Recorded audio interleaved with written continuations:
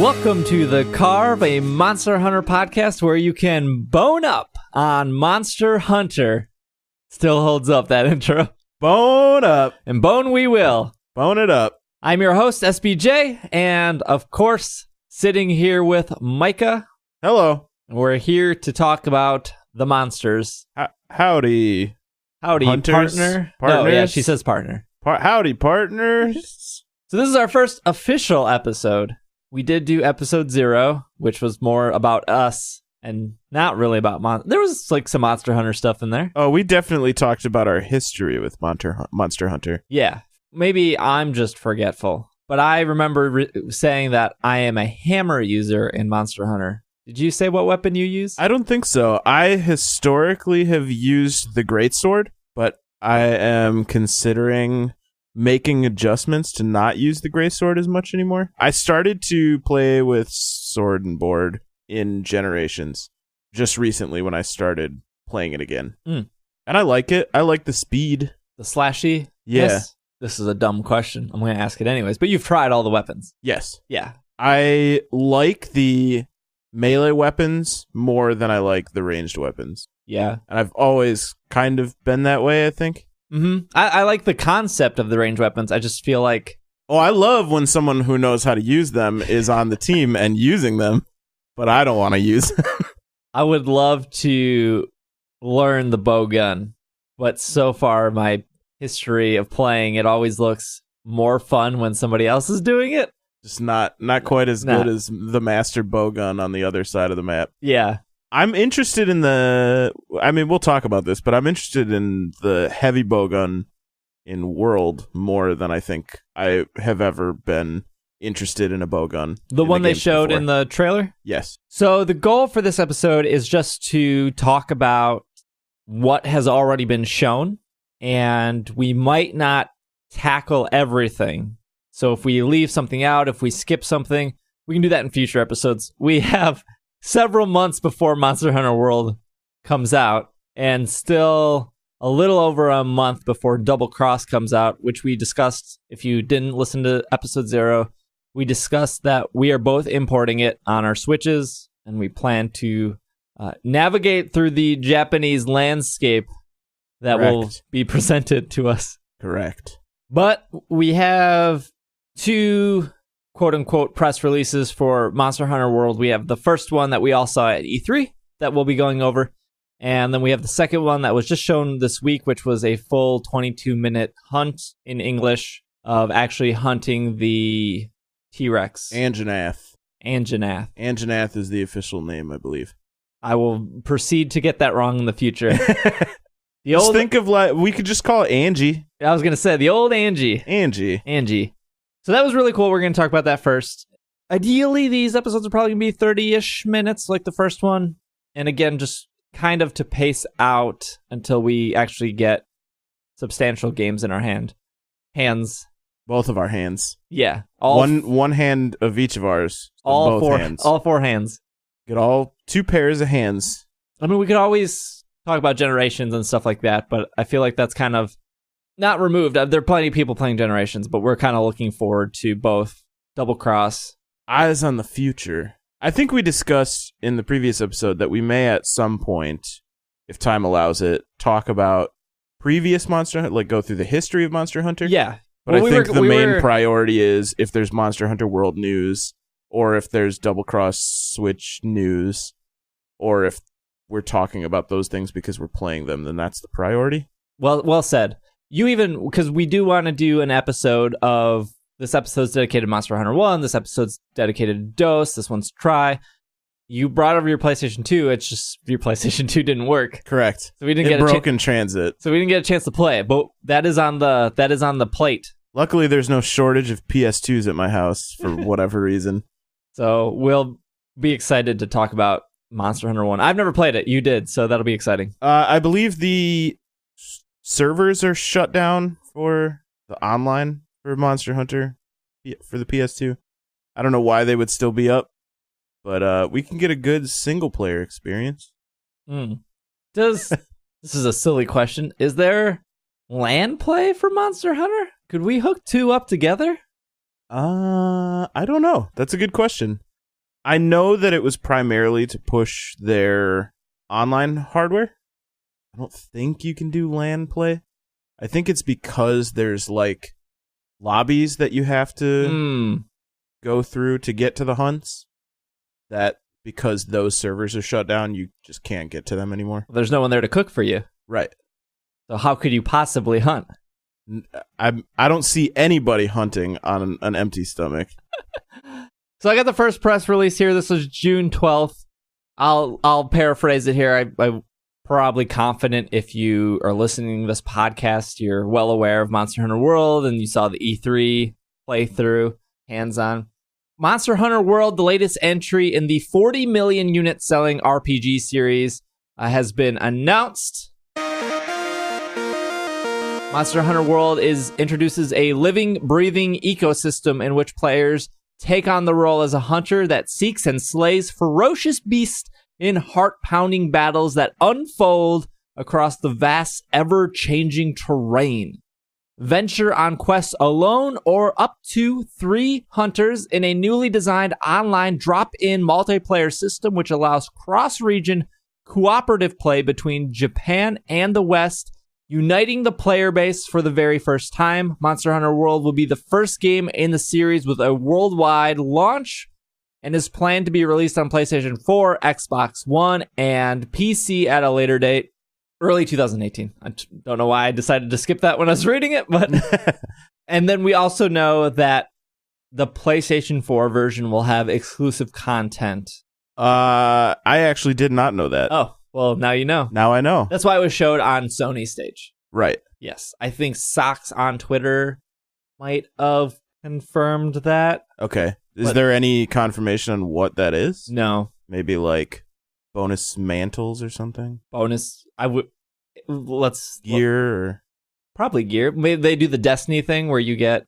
What Destiny does, you get new gear and then usually a new gun or two. And I doubt they're going to do exclusive weapons. It sounds like the 14 weapons are the 14 weapons. Yeah. And then... They've been pretty firm on, like, it's the 14. That's it. Mm-hmm. Destiny does, like, an exclusive strike, so maybe this is an exclusive monster or two. Yeah. But it's also probably the same situation where...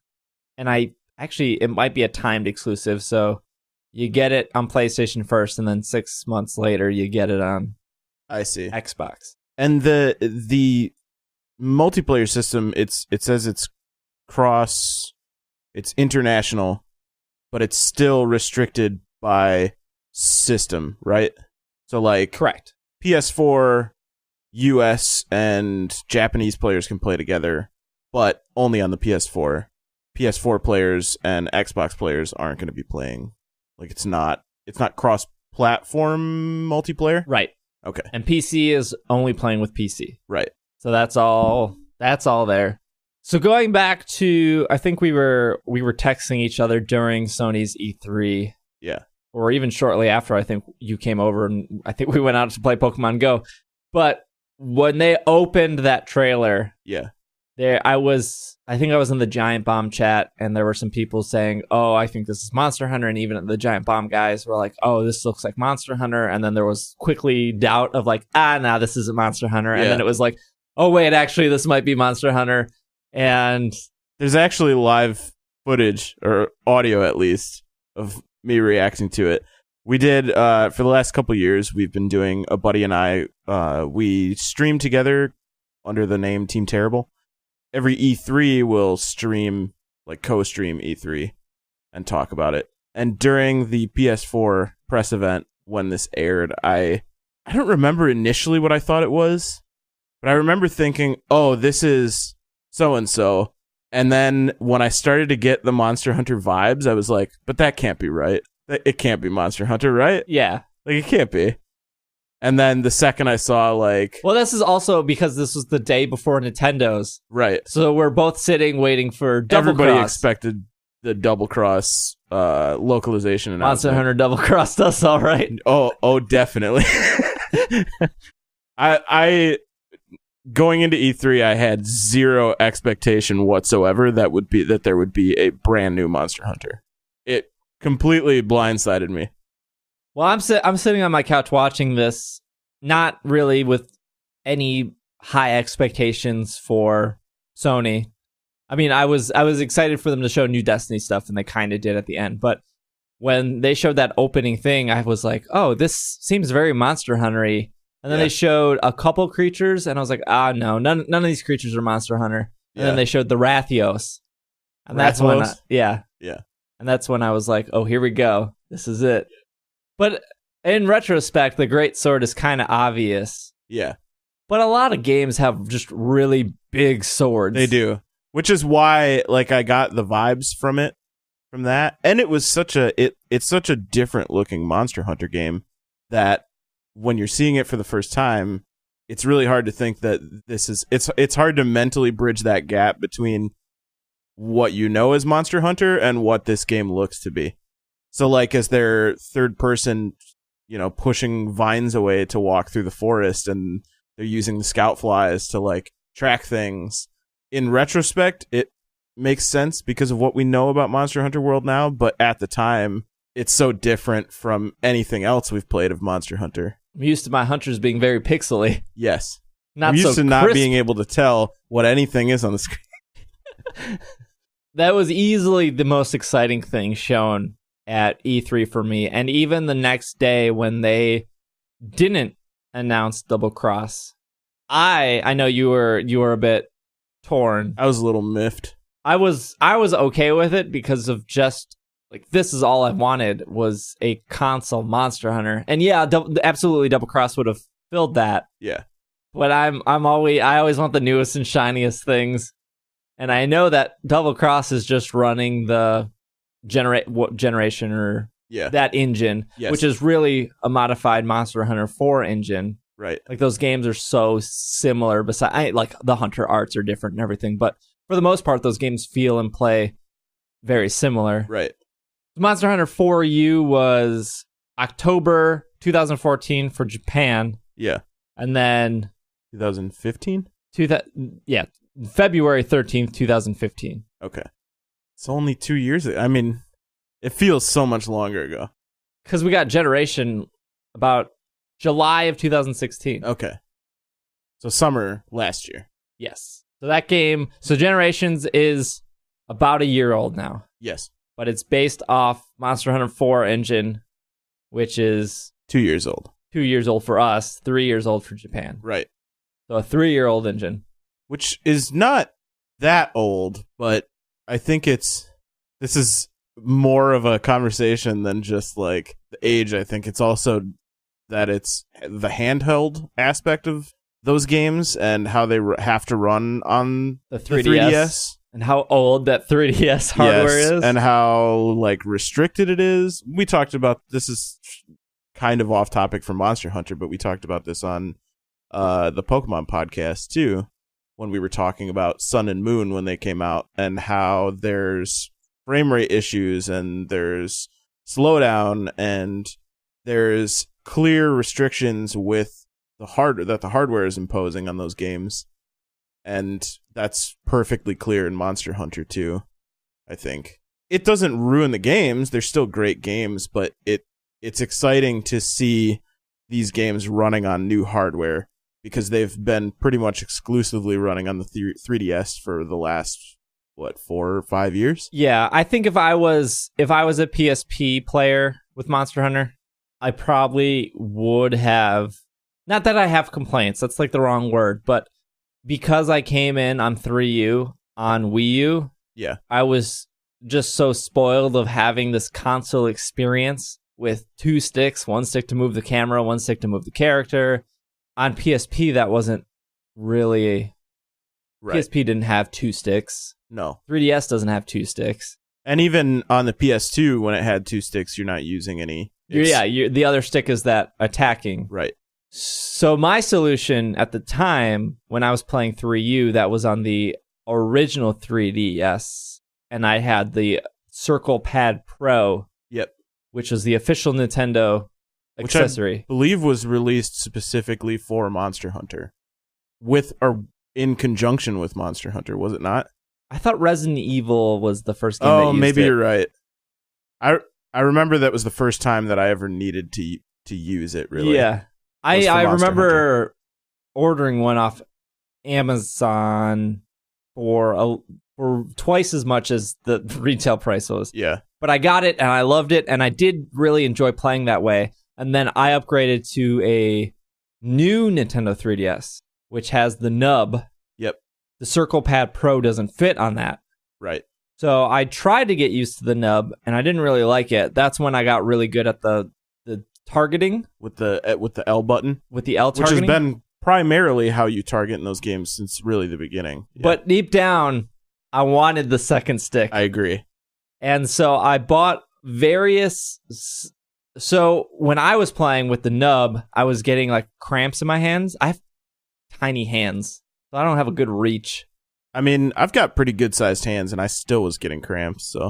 And so I bought different grips. I probably went through 2 or 3 grips, and none of them really felt right. And 2 of the 3 grips, I couldn't reach the nub anymore because they were so. This is a podcast, so it's hard to like show my hand motion, but they're so wide. I'll describe it. There's like a pyramid motion he's doing.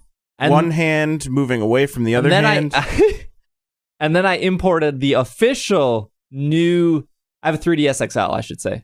The official new 3DS XL Monster Hunter grip. The Hori brand one. Which was made for Monster Hunter for you specifically for Japan. Oh. But you could use it on general because it doesn't matter, right? The game doesn't care. Are we talking about the... Yeah, we're talking about the one that you saw. That one is branded for, I believe, for Cross. Yes, you're right. I'm sorry. Yeah. It's branded for Cross. It's the official Monster Hunter... New 3DS XL Cross. Yeah. Boy, all these words just stacked on top of each other. Branding.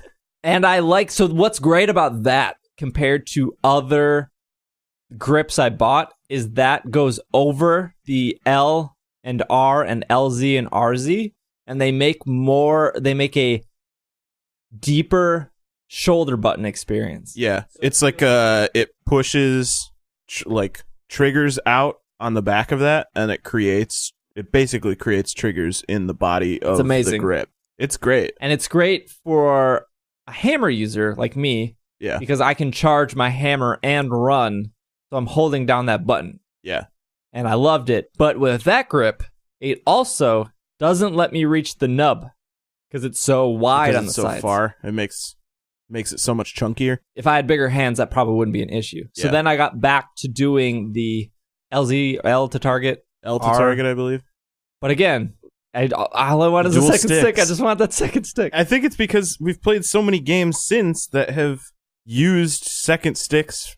Every game I play anymore uses a second stick. And it's almost always for camera movement. And it feels unnatural to not have that these days. So when they announced the Japanese double cross... Yes. I don't know why I said it's only Japanese. Yes. On Switch, we both said this is the version we want because we get the 2 sticks, we get the HD experience, we get the handheld experience. Yep. Which is why I was so upset when they didn't announce localization for the US for Double Cross. It's not going to stop me from playing it, but as excited as I was about Monster Hunter World at E3, I was also a little bit bummed out that I wasn't going to be able to get the experience that Double Cross is going to be without having to use like translation guides or whatever. Which I'm still going to do, because this is the type of consumer I am. Well, we even said if they do ever bring Double Cross over, we're still importing on day one. Yes. Anyways. Yeah. But if they're saying early 2018 for World, I can't see an English version coming. We did this after August and before March, because that would be the end of the first quarter is the end of March. Yeah. We did this really bad math within the last week where it was, I don't remember what it was in relation to. Japan Expo is going on, I believe, right now in France. And there was rumor because of something that popped up. It was a picture of Double Cross being shown at the Nintendo booth. And it was a very pixelated, blurry picture, and nobody could really see what it was. Just that they could make out the logo. And the discussion came up that if they're showing it in France, then it would make sense that they're going to be announcing localization sometime soon, right? Or at least a French version. Right. And Very rice. Very rice. And the idea was, since they're announcing a French version, then why wouldn't they also be announcing localization for everywhere else? We now know that that wasn't the case. It's just that France has a huge Monster Hunter community, and they're just showing off the Japanese version there. Yeah, there was nothing different in that version. Even people that actually played it, it was fully Japanese and the same version they showed in the initial trailer. But that got us talking about timelines, and it makes sense then if they're not announcing localization in the next month because the game is launching in next month. It would make sense then that they're probably not going to announce localization for it until maybe next year, if they would. If they do. And even then, it makes even less sense that they would localize it, because then we're talking about the release window for Monster Hunter World. Promotion for that. And I would think they would be putting all of their eggs in the Monster Hunter World basket at that point, and not into a double-cross localization basket. Not saying that they wouldn't. Right. It's just the time frame seems to suggest that if localization is unlikely. If there's one thing Monster Hunter and Capcom has consistently do, it's not bring every Monster Hunter game to the US. Absolutely. That's the only consistency they've had. Because we never got DOS. We never got 4. We got 4 Ultimate. Yeah, we got Cross. We never got Double Cross, the original Double Cross. Yes, which came out March of this year, March of 2017. Yeah. First Double Cross. Actual Double Cross. And we talked about that, too, as part of what maybe would make sense for why localization is tougher than everybody thinks it would be, because there's compatibility there between playing crossplay with a 3DS and cross saves with a 3DS, and because we never got the actual Double Cross, all of that functionality would be missing for us, which would make it less about, like, you just localize it and the languages and it's fine. And it's more functional stuff at that point too. Would I want to see an English version of Double Cross? Yeah, of course. Yes. I'm importing the Japanese version just because I want to play it, especially on my Switch. But if I only had a choice between a Switch version and a PS4 version, and the PS4 version is running a brand new engine, yes, gotta pick the PS4. I agree. I'll wait a little longer for a PS4 version. Or, and I'm sure PC people are very excited. I'm sure Xbox players are very excited. Yeah, I'm super excited for World. And I don't want that to, like, my frustration with not being able to play a localized version of Double Cross, I don't want that to overshadow how excited I am for World. And I know that when the community managers for Capcom and the representatives for Capcom were getting questions about localization. They were so great at doing that, though. They were so nice answering questions and being so open to the community. They always are, though. I feel like Capcom has some of the best community managers in the industry. And the phrase that was consistently used when people were asking about localization for Double Cross after World was announced was, we don't have anything to announce at this time. We just want everybody to be really excited about World, which is like saying, stop asking about Double Cross localization. Be excited about what we're showing you. That's our new thing, which is exactly how I feel. Like, I'm bummed. I want localization for Double Cross, but I'm more excited about getting World within 10 months even. Yes, which is just fantastic. Yeah, we didn't even talk about the new trailer, the 22-minute gameplay. Well, let's save that for next episode. Right. Was there anything specifically E3 shown that stood out? I mean, there was plenty that stood out, but I think a lot of it was expanded upon in the gameplay trailer. With the narration and the person actually talking. And yeah. I think just generally how much more it feels like a modern action RPG is what struck me. Also, what threw me off for knowing that it was a Monster Hunter when it first popped up it looks so much more like what modern action RPGs look like. And that's exciting because it's always felt like an action RPG, but it's felt like really dated action RPGs. And now to be really modern is super exciting. And that's what struck me the most from the gameplay trailer from E3. I'm thinking back to E3 week, and I do know that there was questions asked on Twitter of will there be palicos in the game, and they said yes, and they asked if the raw meat jingle would be there, and they said yes. It just wasn't in the trailer. Yeah. There was, the confirmation of the 14 weapons. There was confirmation there was no hunter arts, that was, staying in Generations. Yep. The question they didn't answer. I believe that's kicked from Double Cross too, right? Did they remove? No, they're in. I thought they were in Double Cross. Are they? Oh, maybe. I don't know. We'll find out. I don't know. No, we'll find out when we translate it. I'm pretty sure they are. Yeah. The question that stood out to me that they didn't answer, that I asked, that I saw a bunch of other people asked, and they answered some of my questions when I did ask, and I'm referring to the community managers over at Capcom, was will there be Poogies in the game? Oh. No one would answer. Uh-oh. There has to be, right? There's got to be. That's such an iconic thing. When I first played 3 Ultimate, there was no palicos. Yeah. Well, there were in the farm, the farming area. Yeah. But not, you had Chow and Chow, the 2 little tribal guys. You know what I'm thinking? You know what I'm talking about? Oh, I'm real blanking right now. The Shakalaka Warriors. So in every Monster Hunter game, you had the felines. Yes. I don't know about one. Malinks. But in Monster Hunter 3U, you had Cha-Cha and Kayamba. This is like such a throwback info that I totally very vaguely remember. Felines were in 3U. They were in the gardening area. Yes. With the Poogies. With the Poogie. Yep. And that was one of the biggest selling points for me, was like, oh, look at these cats farm and look at this pig wearing a diaper. I'm sold on this game. So is that what's going to sell you on World? Is that no, I mean, you're holding out for when they show you pigs in diapers? I'm already sold on World. I just thought it was interesting that they were like, yes, cats are in this game. Yeah. But we're openly avoiding the pig question.